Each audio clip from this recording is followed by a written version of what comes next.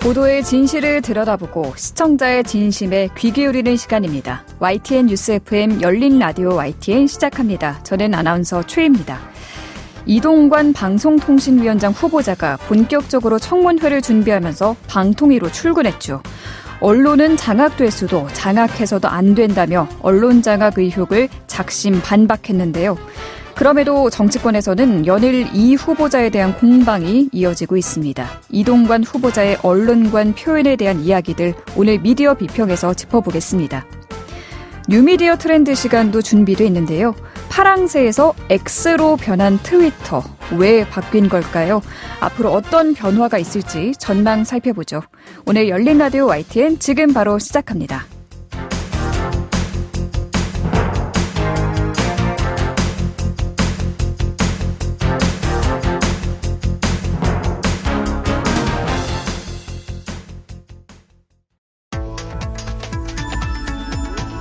미디어가 전하는 이슈에 대한 다양한 분석과 팩트체크까지 바로 보고 뒤집어 보고 꼭꼭 씹어보기 위한 미디어 비평 프로그램 열린 라디오 YTN. 한 주간의 뉴스를 꼭꼭 씹어보는 시간 미디어 비평입니다. 오늘은 상지대 사회적경제학과 송경재 교수님과 이야기 나눠보겠습니다. 교수님 안녕하세요. 네, 송경재입니다. 안녕하세요. 네. 대통령실에서 새 방송통신위원회 위원장으로 이동관 대통령 대외협력특보를 지명했습니다. 앞으로 인사청문회 등의 일정이 남아있는데요. 언론계 반응은 어떤지 궁금하거든요. 관련해서 정리해 보겠습니다. 먼저 지명 상황부터 거슬러 올라가 볼까요? 네, 지난 28일 윤석열 대통령은 이동관 대통령 대외협력특보를 신임 방송통신위원장 후보자로 지명했습니다. 이미 많은 언론계에서 예측한 인물인 이동관 후보자를 이제 지명했는데요. 이번 지명 과정에서 김대기 대통령 비서실장이 직접 브리핑을 했습니다. 그리고 이 자리에 이 후보자가 참석해서 앞으로의 방통위의 방향성에 대해서 이야기했는데요. 네. 이 자리에서 이동관 후보자는 그 브리핑에서 미디어 산업 환경이 격변하는 중요한 시점에 중요한 직책에 지명돼 어깨가 무겁다라고 심경을 밝혔습니다.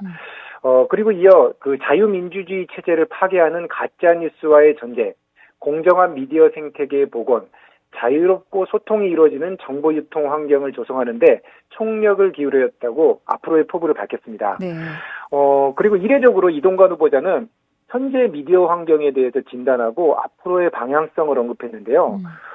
이 후보자는 세계 각국이 글로벌 미디어 전쟁이라고 할 수 있는 환경 변화 속에서 각축하고 있어 그 미래 일자리, 먹거리 창출에도 매우 중요한 분야인 만큼 과감한 규제 혁신이나 정책 지원을 통해서 한국이 글로벌 미디어 산업 강국으로 도약할 수 있도록 지원할 것이다 라고 이야기했습니다. 네. 그러면서 이 후보자는 그 대한민국에도 영국 BBC 인터내셔널이랑 일본의 NHK 국제방송처럼 국제적 신뢰와 인정을 받는 공영방송이 있어야 한다며 넷플릭스 같은 콘텐츠 거대 유통기업도 나와야 한다고 지적했습니다. 바로 그 발언이 궁금한데요.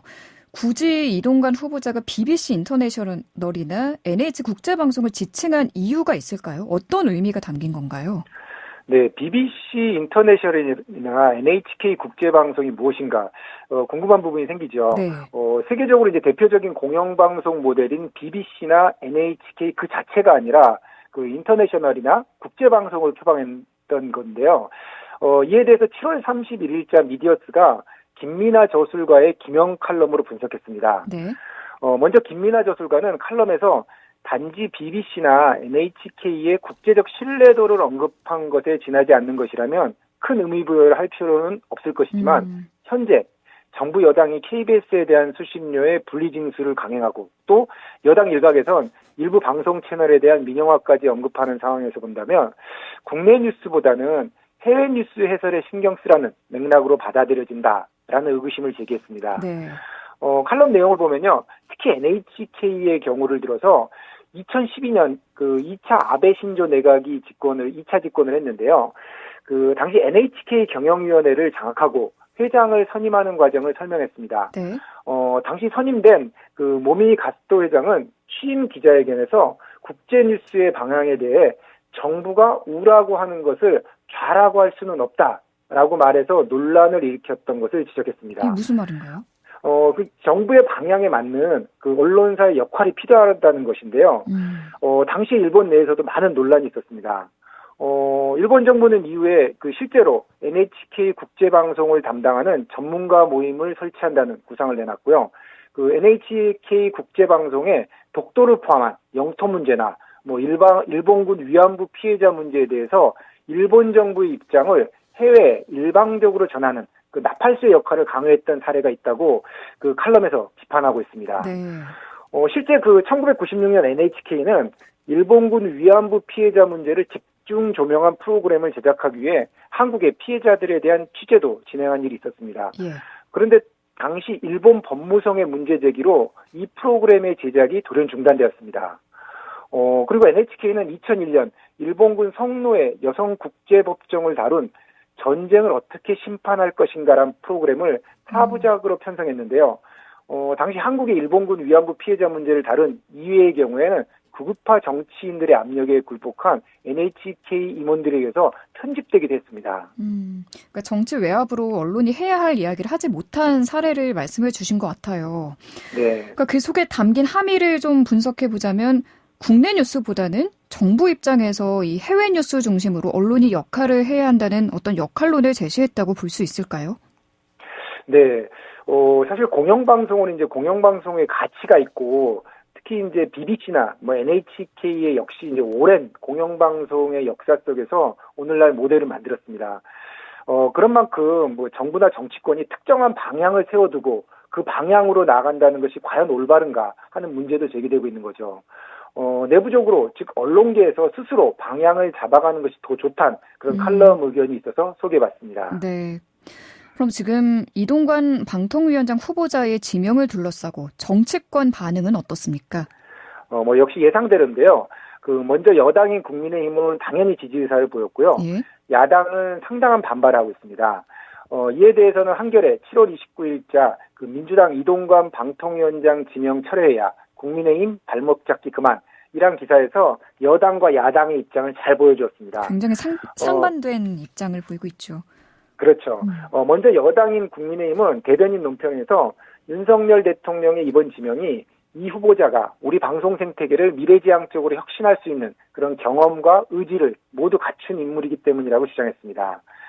이어 윤 대변인은 문제가 있다면 인사청문회에서 국민 눈높이에 맞춰 검증하면 된다고 지적했고 민주당이 임명 철회를 요구하는 이유가 온갖 억측을 전제로 나온 방송 장악을 위한 임명이라고 하나 그 주장 자체가 자기 모순이다라고 지적했습니다. 이에 대해 야당은 역시 대변인 브리핑을 통해서 이 후보자의 자녀 학폭 문제를 지적했습니다. 민주당 대변인은 국회 브리핑에서 이 후보자가 학폭 자녀를 위해서 학교에 구체적으로 외압을 행사했다는 사실이 확인됐다고 지적했는데요. 네. 2012년 아들의 학교 폭력 논란과 관련해서 이 후보자가 아들이 재학 중이던 하나고 김승유 당시 이사장에게 사실관계 확인을 위해 전화했을 뿐이라고 했으나 이게 거짓말로 드러났다고 이 후보자의 도덕성을 문제 삼았습니다. 네, 여당과 야당 반응을 잘 정리해 주셨는데요. 예상대로 청문회를 앞두고 벌써부터 여야가 첨예하게 대립하는 기미가 보이는 것 같습니다. 언론계나 시민단체 목소리도 궁금한데 어떻습니까? 아무래도 이동관 후보자의 지명이 어느 정도 예상되었기 때문에 그 앞으로 청문회와 뭐 임명 과정에서 팽팽한 줄다리기가 있을 것 같습니다. 특히 언론계와 시민단체에서는 이동관 지명자가 과거 그 이명박 정부 시절 언론 장악을 주도한 인물로 꼽혀 언론계 비판을 받아왔다고 지적하고 방통위를 둘러싼 정치적 논란이 더욱 심화할 것으로 전망했습니다. 7월 28일자 그 한국기자협회보에 언론계 반대에도 이동관 방통위원장 지명이라는 기사 제목에서도 잘 드러나지만 반대의 목소리가 언론계에서는 큰 것 같습니다. 네. 특히 한국기자협회가 그 현직 기자회원 1만여 명을 대상으로 진행된 설문조사에서 응답자의 80%가 이 특보의 방통위원장 임명에 반대한다는 결과가 나왔다고 그 지난 방송에서도 이야기 드렸는데요. 예. 이때 반대한 이유가 이명박 정부에서 언론 탄압에 앞장선 인물이어서라는 대답이 뭐 중복응답이지만 80.3%로 가장 많았습니다.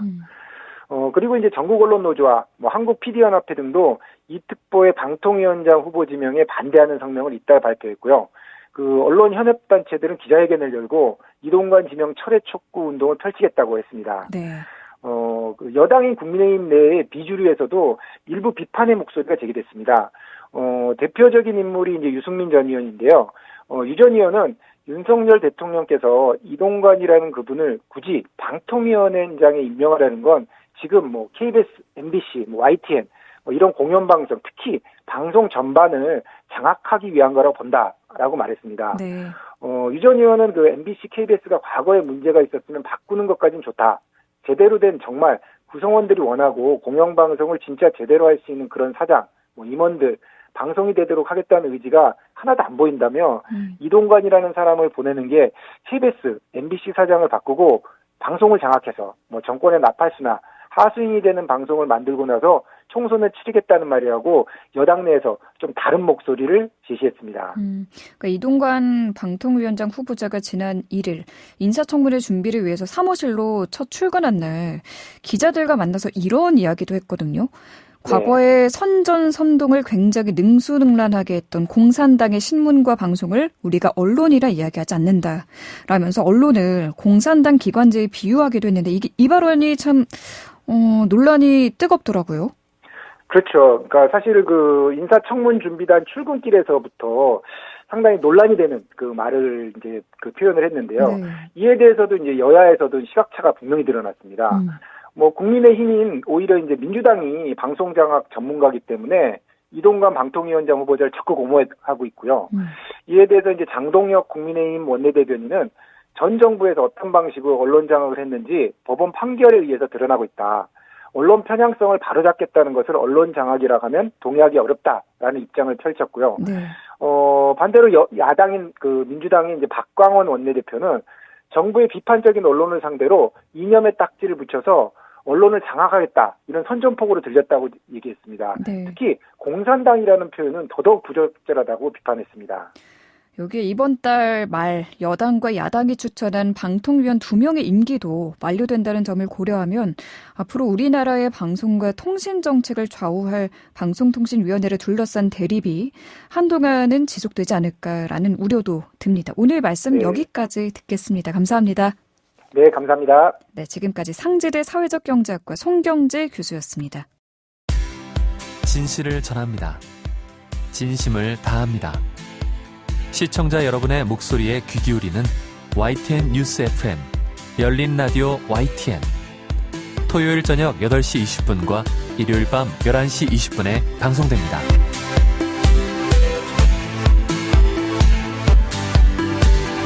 이번에는 YTN 라디오 프로그램들 모니터링하고 평가해 보겠습니다. 오늘은 김승민 시청자평가원 전화 연결돼 있습니다. 안녕하십니까? 네, 안녕하세요. 네, 이번 주에는 어떤 프로그램 청취하셨어요? 이번 주에는 매주 오전 7시 15분부터 9시까지 방송하는 뉴스킹 박지훈입니다를 들었습니다. 모니터 기간은 7월 20일부터 8월 2일까지 총 2주간입니다. 네, 뉴스킹 박지훈입니다. 들으셨군요. 어떤 내용부터 살펴볼까요? 청취자들이 재난이나 범죄 사건 등의 전문가 패널이 출연할 때 기대하는 것은 우리가 평소에 알고 있지만 위급시 잘 생각해내지 못한 부분을 점검해 경각심을 주고 위험 상황에서 대처할 수 있도록 도움말을 주는 것입니다. 네. 그런 의미에서는 지난 7월 27일 이수 인터뷰에서 배상훈 프로파일러의 조언이 부족했다는 점을 지적하고 싶습니다. 이날 배상훈 프로파일러는 신림동 칼부림 사건의 피의자 조선에 대한 프로파일링 결과를 들려줬습니다. 배상훈 프로파일러는 조선 사건 직전에 화제가 된 정유정 사건과의 유사점을 지적하는 다른 전문가들과는 달리 이번 사건은 부산 돌려차기 사건의 범인과 유사하다며 그렇게 생각하는 이유를 조목조목 짚었던 점이 흥미로웠습니다. 예. 다만 비슷한 상황이 닥쳤을 때 개인별 대응 방안이 있을지를 진행자가 묻자 빨리 피하거나 전봇대 같은 데 숨으라는 답변을 들려줬는데요. 피하거나 숨는다는 답변은 누구든지 하는 자연스러운 반응인지라 전문가가 들려줄 만한 더 효과적인 방법은 없는지에 대한 의문이 들었습니다. 네. 이에 대해 같은 날 다른 방송에 출연한 배상훈 프로파일러는 호신술이나 호신도구를 사용하는 것보다 빨리 피하라는 말을 먼저 한다며 심리적 부동 현상으로 호신도구를 뺏기거나 할 경우 더 크게 당할 수 있기 때문이라고 설명해 앞서 뉴스킹 박지훈입니다에서의 설명보다 더 심층적인 설명을 했고 이해하기에도 편했습니다. 네. 아침 시사 프로그램인 만큼 시간적 여유가 부족하지만 인터뷰에 꼭 필요한 설명이 충분히 덧붙여진다면 이는 패널과 방송에 대한 신뢰로 이어질 것이라는 점을 말씀드리고 싶습니다. 네. 다음으로 짚어주실 부분은요? 가짜뉴스를 생성하는 발언을 경계해야 한다는 의견을 전하고 싶습니다. 8월 1일 정치 용봉탄 코너에서는 김용남 전 국민의힘 의원, 정봉주 더불어민주당 교육연수원장이 양평고속도로 종점안 변경 논란을 두고 대담을 나눴습니다. 이때 정봉주 교육연수원장이 강상면 변경안은 김건희 여사 일가에 땅 특혜를 주기 위해서라는 주장의 발언지에 대해 소스는 대충들 알고 있지만 내부 고발자란 말이에요 라고 했습니다. 네.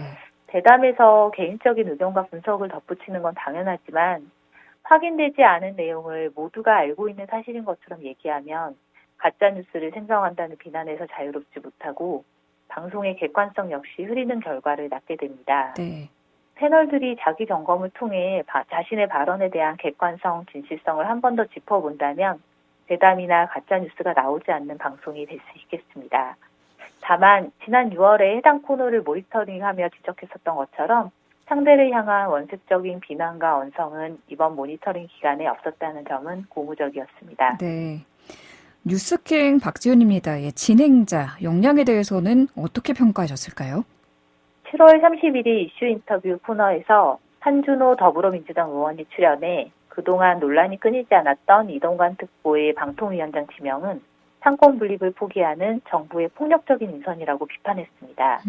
이에 진행자는 야당이 너무 다수 야당이니까 행정부 입장에서 할 수가 없기 때문에 그렇게 한 것 아니겠느냐고 짚었고 이어 인사청문회가 그럼 중요할 것 같은데 민주당에서 인사청문회 보이콧 얘기가 나오고 있는 의미는 무엇이냐며 정부의 문제만이 아닌 정부랑 여야 모두의 문제라는 점을 지적해 공감대를 이끌어냈습니다. 네. 이는 7월 28일 김종혁 전 국민의힘 비대위원, 용해인 기본소득당 대표가 출연한 당대표 코너에서 김건희 여사 일가의 땅을 팔면 양평고속도로 종점안 변경 논란이 모두 해소된다고 한 심상정 의원의 얘기를 두고 용해원 의원이 저는 제가 아무것도 하지 않았어도 저에게 관련된 권한이 있다. 최소한 제가 국토위 위원이다라고 하면 그 문제의 소지를 제거하기 위해서 노력했을 것 같다는 파는 것에 동의한다는 발언의 의미와도 잘 이어졌습니다. 네. 정치권에서 국민들에게 보여줘야 할 것은 사실관계의 표면 그 이상을 넘어 국민 눈높이에 맞춰 의혹을 해소하기 위해 노력한다는 진심 그 자체라는 점을 7월 28일에는 용해인 대표가 7월 30일에는 진행자가 잘 지적해 주었다고 생각합니다. 네, 청취자 눈높이에 맞는 진행이라는 평가를 해주신 것 같습니다. 오늘도 말씀 잘 들었습니다. 감사합니다. 네, 감사합니다. 네, 김승민 시청자 평가원이었습니다. 열린 라디오 YTN에서는 시청자 여러분의 목소리를 듣습니다. 참여 신청과 의견은 유료 문자 샵 0945, 우물정 0945나 YTN 라디오 프로그램 열린 라디오 YTN 게시판을 통해 남겨주세요.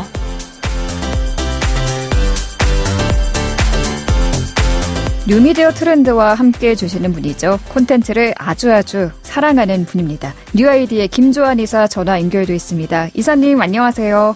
안녕하세요. 네, 지난번 이 시간은 우리가 메타의 스레드에 대해서 이야기 나눴는데요. 또 플랫폼 소식입니다. 저는 제 핸드폰에 처음 보는 앱이 깔려 있어서 이게 뭐지 하고 보니까 바뀐 트위터더라고요. 트위터가 로고와 이름을 바꿨습니다. 네, X로 바뀌었습니다. 이게 뭐 재밌는 얘기가 하나 있는데요. 애플에서 지금까지 한 번도 한 글자짜리 앱을 승인해 준 적이 없었다고 합니다. 근데 이게 트위터는 2006년 이후부터 이제 파랑새 로고를 계속 사용해 왔잖아요. 네. 그 트위터라는 것 자체가 트윗이라는 게 이렇게 새 지진 울음소리를 이제 의성어해서 만든 앱인데 네.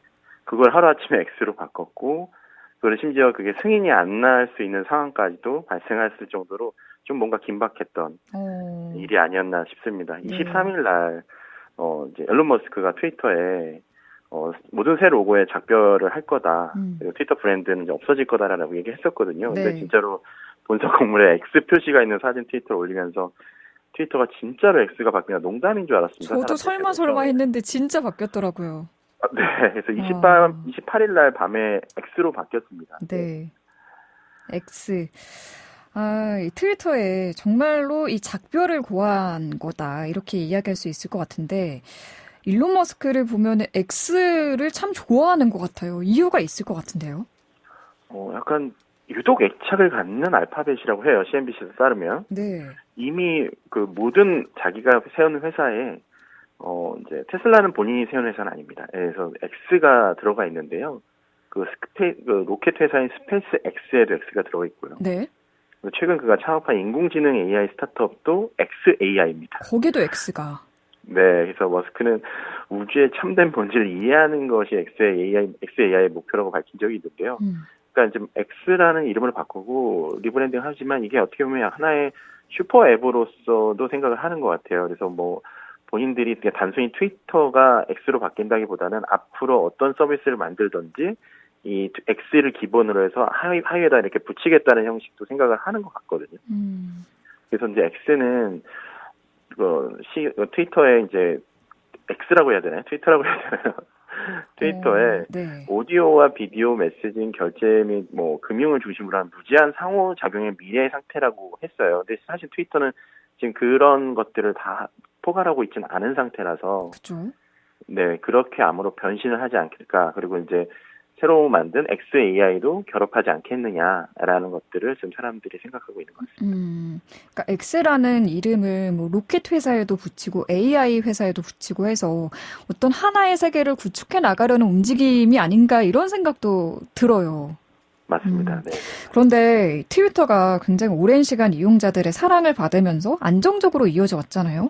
어떻게 보면 이 성공적인 브랜드를 벗어내고 이 로고와 이름을 바꾼 건데 불안하기도 해요. 이용자 중에서는 뭐 이탈자도 있을 것 같고요. 반응이 어떻습니까?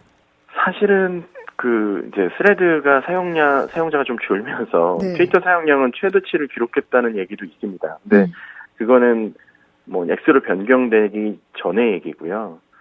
그 마케팅 전문가인 벤파가 이제 인지도가 높은 브랜드를 파괴하는 게 과연 좋은 결과를 만들어 주겠느냐. 그래서 오히려 이제 현명한 결정에 대한 이유가 되기를 기대한다라고 얘기는 했는데요. 네. 실제로 이제 다양한 사람들 트위터 전 제품 관리자였던 에스더 크로프더 같은 경우는 네. 제품이나 브랜드를 파괴하는 행위를 뜻하는 기업 세프쿠를 언급하면서 새 경영진의 핵심 비즈니스의 이해가 부족하다. 그리고 이제 기존에 어떻게 보면 쌓아놨던 걸 너무 순식간에 이게 무너뜨리는 거 아니냐. 그래서 기존의 어떤 주주나 이런 사람들, 사용자들의 가치를 훼손하는 것 같다라는 얘기도 있고요. 네. 여러 애널리스트들이 이렇게 순식간에 리브랜딩 하는 거는 위험하다고는 하고 있어요. 네, 네. 뭐 어떻게 보면 광고주들한테도 좋지 않은 네임이 될 수 있죠. X라는 곳에 이제 광고를 한다는 것 자체가. 그러게요. 제가 광고주여도 좀 망설여질 것 같아요. 그렇죠. 그리고 인종차별 발언도 머스크가 했었고 음모론 등 가리지 않는 얘기들을 많이 한 것도 있기 때문에 결국에는 트위터는 그러니까 X는 광고를 통해서 수익을 얻는 플랫폼이거든요. 네. 그래서 광고주 이탈이 계속 심해지면 사용자들이 늘어난다 하더라도 이게 과연 서비스를 계속 이어갈 수 있을까라는 해석도 있습니다. 굉장히 파격적인 변신을 꾀한 트위터 X. 미국 샌프란시스코 트위터 본사에 이 X 대형 간판이 설치됐다가 철거되는 이슈도 있었더라고요. 어떤 일인가요? 이게 이제 아마 사진을 올리기 위해서 설치를 한 것 같은데 이게 허가가 없었대요. 네, 허가 없이 그런 구조물을 샌프란시스코에서는 이제 하는 것을 허용하지 않는다고 하더라고요. 그다음에 네. 또 강력한 또 LED 불빛이 나오는데 정말 화려하게 불이 반짝거리던데.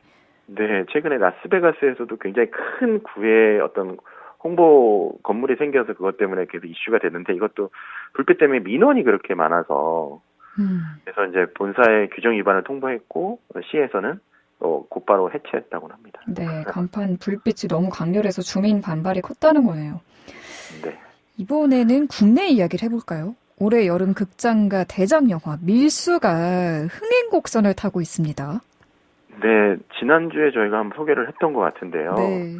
그게 유승환 감독 영화고 김혜수, 염정아, 조인성, 박정민 배우 등이 출연을 했죠. 이게 70년대 배경에 되게 신선한 소재죠.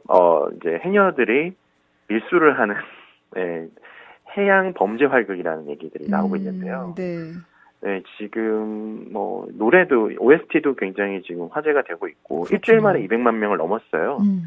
그리고 국내 박스오피스 1위를 하고 있고 계속 평일에 20만 명의 관객들이 오는 게 진짜로 우리가 알고 있는 범죄도시 이후로는 좀 처음 보는 현상이라 이거 흥행 가속도를 얻는 게 아니냐라고 하는데요. 주말에 300만을 넘을 거로 예상이 되고요. 네.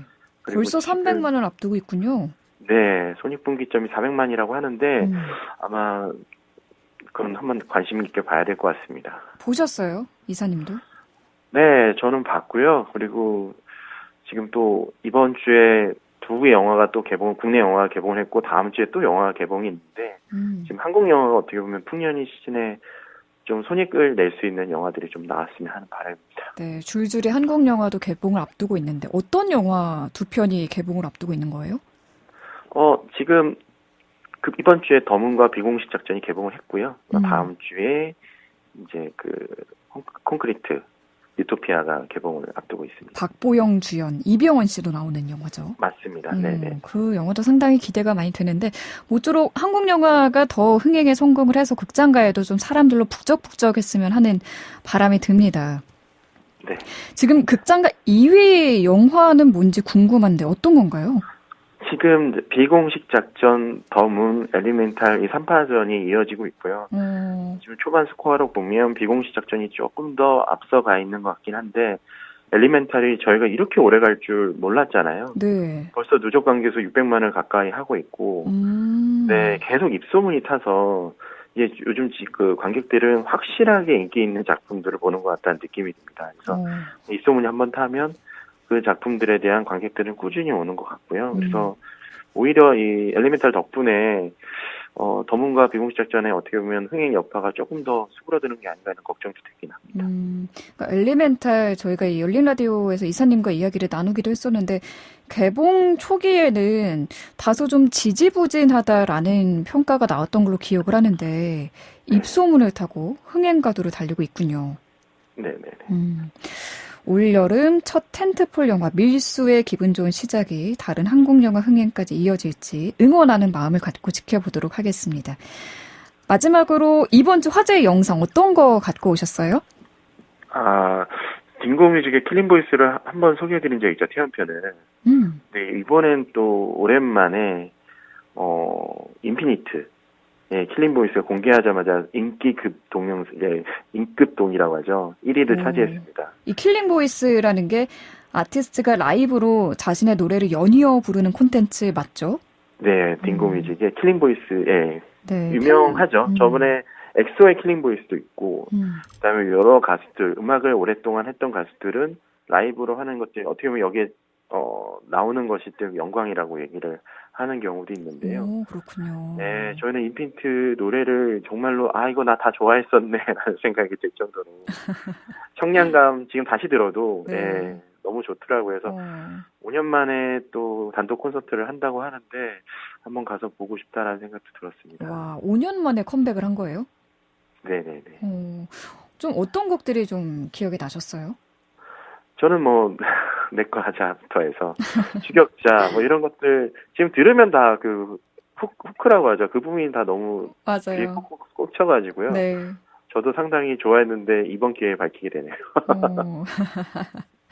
그 신곡 뉴 이모션도 공개가 됐던데 이 곡은 어떻게 들으셨어요? 어떤 특징이 있을까요? 네. 인피니티 음악다운 느낌이 있고요. 그래서 저는 다시 인피니티 특유의 그런 청량한 느낌이 있죠. 그다음에 유럽에서 나오는 음악 같은 느낌? 그런 것들이 저는 항상 인피니티 음악 들을 때마다 인피니티 음악이네라는 것들이 그대로 살아있어서 저는 너무 좋은 것 같습니다. 그렇군요. 신곡 뉴 이모션도 한번 들어봐야겠습니다. 이 킬링보이스 이 영상 콘텐츠가 참 좋은 것 같아요. 무료로 아티스트의 라이브 노래를 들을 수 있어서 팬들에게는 그야말로 선물 같은 영상일 것 같은데 인피니트 하면은 또 자동으로 재생되는 멜로디가 이 내 거 하자 이거 있잖아요. 네네. 저도 이 영상을 보면서 킬링 보이스 영상 보면서 2010년대 초반 추억 여행을 다녀온 듯한 그런 기분이 들었는데 네. 여러분들도 한번 보시면 좋을 것 같습니다. 오늘 뉴미디어 트렌드는 여기까지 듣겠습니다. 감사합니다. 감사합니다. 지금까지 뉴아이디의 김조한 이사였습니다.